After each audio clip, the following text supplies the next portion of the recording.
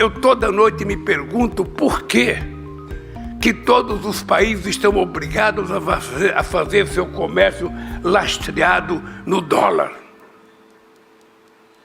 Por que nós não podemos fazer o nosso comércio lastreado na nossa moeda?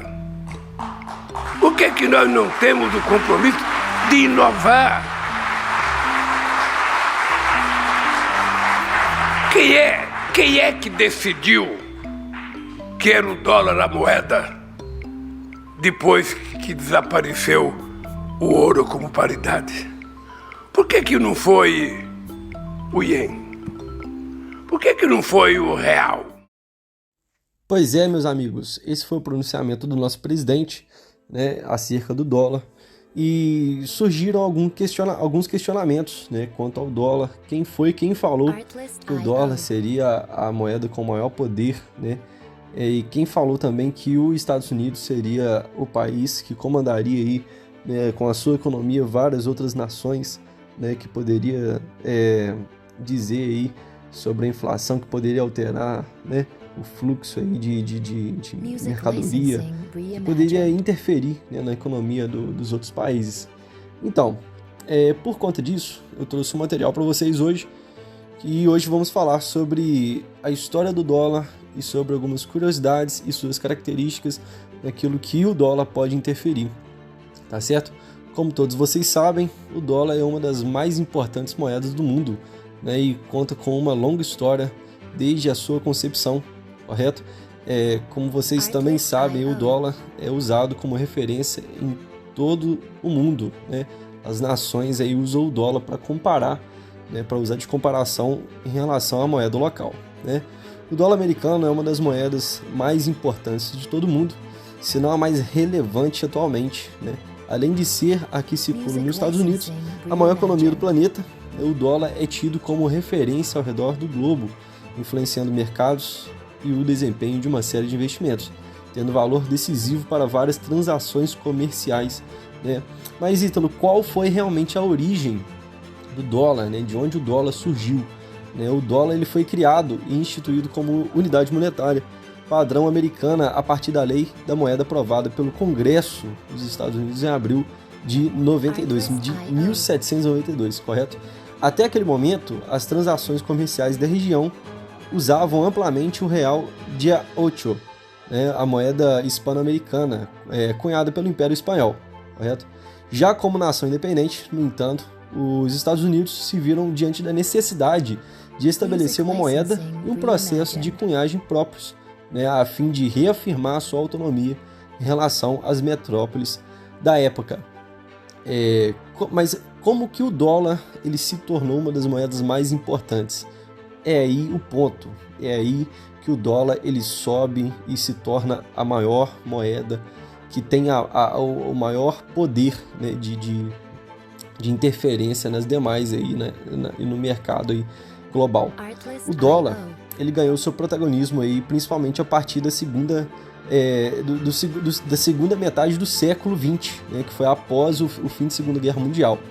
Após a vitória junto aos aliados ali, os Estados Unidos emergiram do conflito como principal economia mundial e em posição de supremacia, em contraste com uma Europa devastada, né? Quem conhece o mínimo de história aí, né, que passou aí pelo ensino fundamental, ensino médio aí na questão primeira e segunda guerra mundial, sabe como que foi aí, como que terminou as guerras, né?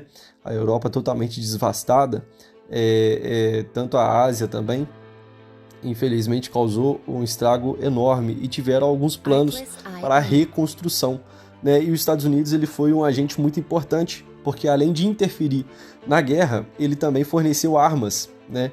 Então, através dos Estados Unidos, foram fornecidas armas à Europa, né? E dessa forma houve uma maior concentração de dólar no mercado europeu, né? As transações ali eram feitas através do dólar, e quanto maior dólar no mercado europeu, maior foi a influência, né? Foi aí que iniciou a influência do dólar dentro do continente europeu, correto? Por conta das transações, né? Mas nesse sentido, as assistências dos americanos foi essencial para a reconstrução dos países, né, mais afetados, e seus produtos ganharam um grande espaço no mercado internacional. Por conta disso, o dólar acabou ganhando um caráter internacional em função de sua circulação cada vez mais alta, né? A libra esterlina, que é a moeda da Inglaterra, ela foi substituída de forma tão intensa que a Inglaterra passou de credora, né, a devedora dos Estados Unidos, porque os Estados Unidos eles estavam saindo de uma recessão, não estava bom. A história dos Estados Unidos antes da Segunda Guerra Mundial não era uma história muito boa. A questão da economia nos Estados Unidos estavam devendo muitos países, né, e ele achou uma brecha na questão da guerra. E o pessoal foi muito esperto, o governo foi muito esperto naquela época. Eles começaram, tinham uma boa mão de obra, começaram a investir na questão de poderio militar, na questão de carros de guerra, munições, mísseis, começaram a vender ali, ser um comerciante naquela guerra, né, que houve. E começou a ter a influência e a circulação, a grande circulação do dólar. E acabou que a Inglaterra, que tinha a sua libra esterlina, que era a moeda da época, acabou de credora para devedora dos Estados Unidos. E após empréstimos e programas de ajuda econômica como o Plano Marshall. O Plano Marshall, como muitos conhecem aí, é a recuperação dos países aí, os países que foram devastados, né, pela guerra. Mas, Ítalo, qual foi o impacto e qual é o impacto do dólar no Brasil? Né, obviamente aí, trazendo para o nosso país, o que o país hoje sofre ou tem aí de interferência do dólar, né? A gente vê aí os comunicados do nosso presidente, o governo Lula aí trazendo essa questão do dólar, né? A interrogação, ponto de interrogação para a questão do dólar, né? Se é vantajoso mesmo usar o dólar ou por que o dólar tem que ser a moeda aí de comparação com o real, ou por que tem que trocar ou converter o real para o dólar para a gente conseguir exportar ou importar, né? Por que tem que comprar dólar aí para nossa reserva, qual é o sentido e quem falou, né? Já foi até explicado pela história aqui, quem falou e quem que colocou o dólar como a maior moeda, né? Com maior potencial aí de valor, né? No mundo, né? Quem que foi que falou que os Estados Unidos é a maior potência universal, né? Global? Foi esse o questionamento do Lula. E agora eu vou trazer a importância do dólar para o Brasil, né? O impacto da moeda americana pode ser sentido de diversas formas, né? Preços de produtos e rendimentos de investimentos, por exemplo, né? Todos eles se relacionam de forma direta com a valorização ou desvalorização do dólar em relação às outras moedas, incluindo o real, né? Há ainda o caso das commodities, né? Os produtos básicos como carne ou petróleo, por exemplo, né? Mesmo que o Brasil produza muitas delas, né? Elas são negociadas em dólar por serem consideradas a mesma coisa em qualquer lugar. Por isso, oscilações na cotação têm influência direta sobre os lucros obtidos a partir da venda desses itens, né? O Brasil ele é um grande exportador de commodities, né? Principalmente para a China, aí, que o Brasil está fazendo as negociações e deseja retirar o dólar do meio do caminho, né? O Brasil hoje ele exporta as suas commodities para a China, para a Rússia, para diversos países aí, né? E para fazer essa exportação, o real ele tem que ser trocado por dólar, e para chegar no país o país ali que vai receber as commodities tem que converter para a moeda local. Então há essa questão do dólar no meio do caminho. E essa negociação que está havendo na China, essa conversa que teve na China, estão estudando, né, a possibilidade de tirar o dólar do meio do caminho e colocar ali somente as duas moedas dos países negociantes, beleza? Então há essa especulação no momento, né, um estudo, né, dos dois países aí para ver o que pode ser feito, né?